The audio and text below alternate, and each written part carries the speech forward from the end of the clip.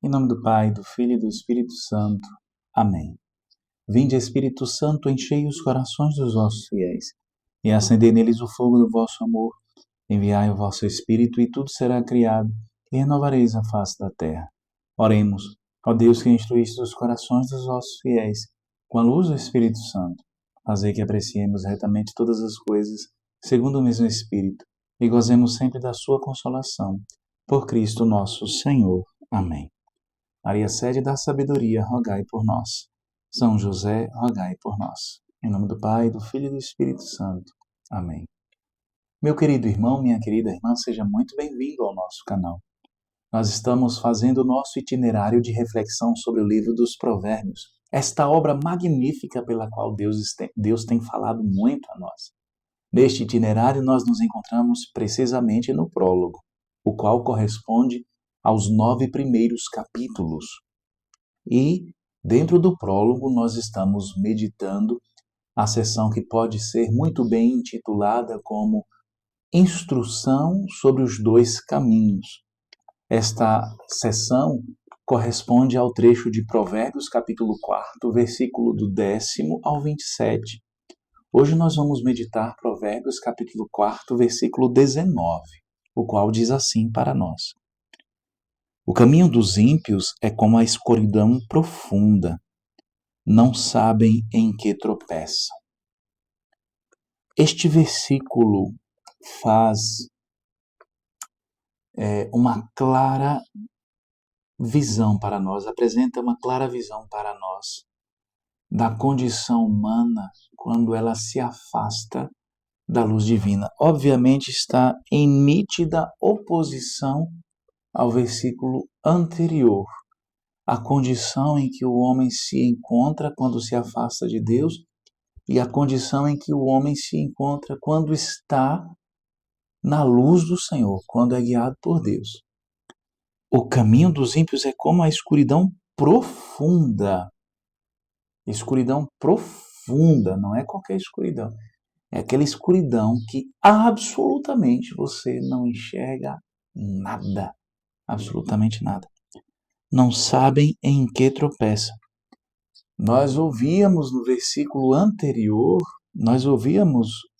a palavra de Deus dizendo que a vereda do justo é como luz resplandecente. De um lado nós temos a luz resplandecente no caminho dos justos, do outro lado nós temos a escuridão profunda no caminho dos ímpios. E o versículo anterior dizia: esta luz resplandecente vai aumentando em luz até o dia estar plenamente firme. Então, é uma luz gradual no caminho dos justos que vai caminhando até o dia estar plenamente firme, até o dia chegar ao seu ápice. Vamos dizer assim, até chegar à luz do meio-dia, usando a analogia do autor sagrado. Ao passo que o caminho dos ímpios, ao invés de chegar na plenitude do dia, ao invés do dia chegar ao dia plenamente firme, por estar mergulhado na escuridão profunda, o ímpio não sabe em que tropeça, porque ele não vê nada. Ele tropeça e não sabe onde tropeça. O caminho dos ímpios é como uma escuridão profunda. Interessante que os sábios de Israel, em uma obra intitulada Talmud, que é uma espécie de interpretação que os judeus dos primeiros séculos do cristianismo fazem a respeito da Sagrada Escritura do Antigo Testamento, lá se fala o seguinte: quando o coração se afasta da Torá, os olhos perdem a luz. O mal se torna caminho natural e o tropeço já não surpreende, porque é rotina. O afastar-se da luz aqui é equivalente a afastar-se do caminho da Torá, ou seja, do caminho da lei de Deus. Qual é a lei que nos guia? A lei do Senhor. Inclusive, esse pensamento dos judeus do Talmud, os sábios do Talmud, está em conformidade com o Salmo 118, 119. este salmo que diz que a tua palavra é luz para os meus pés e lâmpada para os meus caminhos. É o Salmo 118. É isso mesmo, Salmo 118, versículo 105. Tua palavra é lâmpada para os meus pés e luz para o meu caminho. Então, afastar-se da luz do Senhor é afastar-se da lei de Deus. Estar nas trevas, as trevas densas, as trevas profundas, utilizando aqui a escuridão profunda, né? Utilizando aqui a linguagem do autor dos Provérbios, as trevas são exatamente a ausência da luz. A treva, portanto, é um não ser. Aquela que se encontra nas trevas, que se encontra no pecado, está na situação de negação do próprio ser, porque Deus nos criou para a glória eterna. Santo Irineu fala que a glória de Deus é o homem vivo. Deus nos criou para a glória eterna. Então você está no caminho da negação, no caminho do não ser, no caminho do autoaniquilamento. Interessante que muitas vezes nós caímos no erro, no pecado, buscando a autorrealização, buscando a autodescoberta e no final das contas, paradoxalmente, o que nós estamos gerando é morte para nós. O caminho do não ser. Assim como as trevas são a ausência de luz.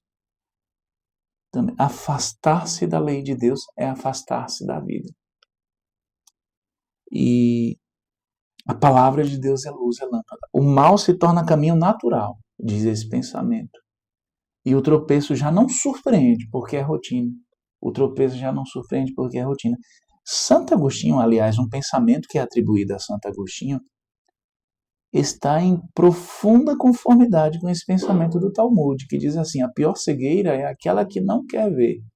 E o pior tropeço é o daquele que já se acostumou a cair. Olha como os dois pensamentos são parecidos. Então, o tropeço já não surpreende, segundo os sábios do Talmud, porque é rotina, é por isso que tropeça sem cair, porque já virou rotina, então já se familiarizou com o pecado, está caindo sempre, está sempre voltando ao pecado. Mas não percebe que está tropeçando, que está caindo. Na interpretação dos sábios judeus, é como se isso fosse, não, é a autossuficiência que se recusa a ver.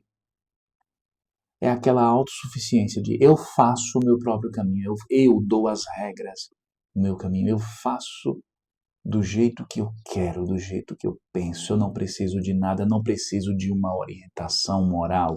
Eu não preciso de alguém me ditando, me dizendo como fazer. Eu faço o meu caminho do meu modo, do meu jeito. Eu sou feliz assim. E a pessoa vai se acostumando tanto com o caminho que ela não se dá conta que é pobre, infeliz, cega, nua. Como diz aqui, eu estou parafraseando o livro do Apocalipse, quando o próprio Cristo fala para os fiéis da igreja de Laodiceia: tu és pobre, infeliz, cego e nu. A pessoa já não se dá conta. Ela já se deleita com a sua infelicidade. Olha que coisa mórbida, que coisa paradoxal, que coisa triste. Ela se deleita com a sua infelicidade. A pessoa não percebe que está no erro, porque já se acostumou tanto com o erro e já não vê um outro caminho a não ser esse. Vê o erro como o natural da vida. E às vezes até utiliza como desculpa quando repreendida, quando alguém tenta mostrar o caminho da luz, quando alguém tenta mostrar que, olha, existe uma realidade diferente, uma outra realidade, e que, por sinal, é superior a essa. Porque esta realidade em que você se encontra é o caminho do não ser, é o caminho da não realidade. Mas muitas vezes a pessoa dá desculpa. Mas todo mundo faz assim? Eu estou bem assim. Preocupe-se com a sua vida, com o seu caminho. Eu estou bem, estou realizado, eu estou feliz. A nós cabe constantemente mostrar o caminho da luz, sem nos mostrarmos superiores, sem nos mostrarmos como pessoas que, que se encontram como alguém que é melhor que esta pessoa. Mostrar o caminho da luz e continuar rezando por esta pessoa, por este irmão, esta irmã, por esta pessoa que nós queremos, da qual nós queremos a salvação, porque o homem de Deus e a mulher de Deus têm o mesmo desejo do Senhor. E o Senhor quer que todos sejam salvos e cheguem ao conhecimento da verdade.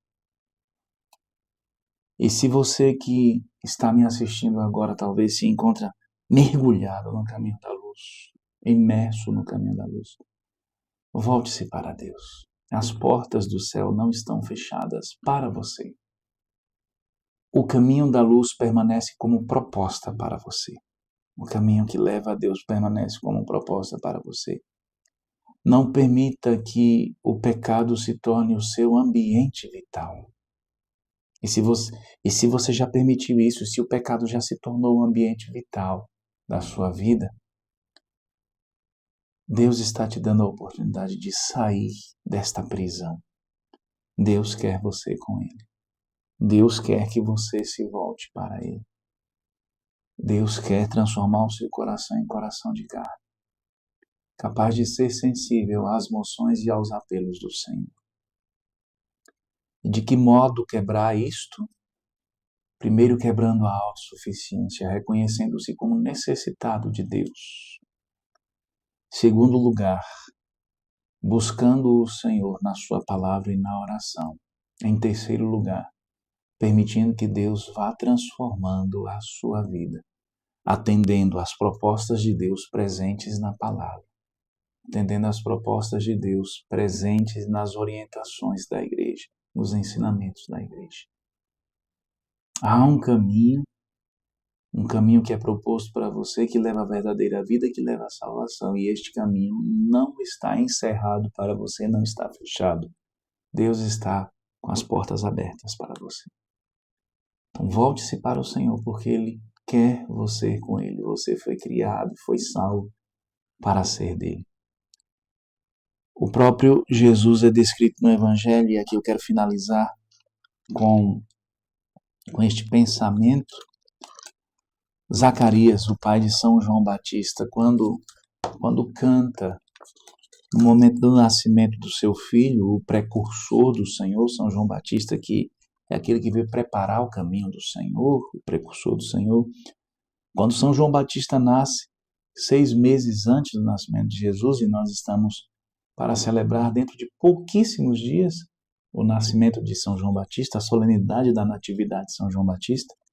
Quando São João Batista nasce, o seu pai Zacarias, repleto do Espírito Santo, como diz o evangelista São Lucas, profetizou. E uma das palavras que ele falou com seus filhos nos braços, com seu filho nos braços, ele chama Jesus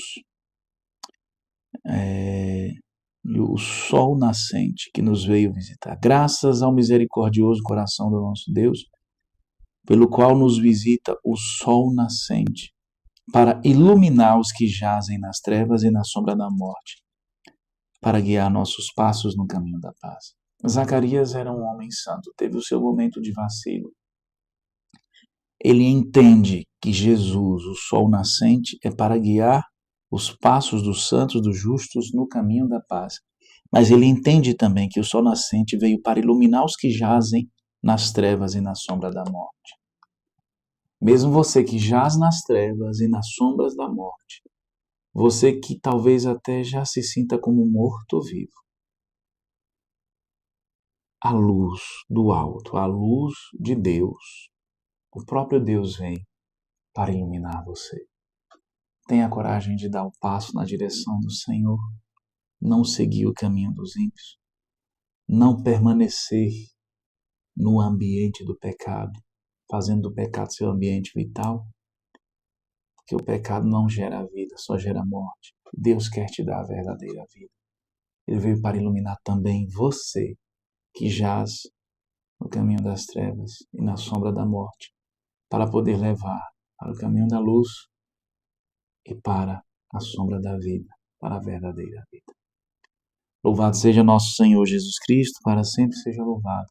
Fique na paz do Senhor.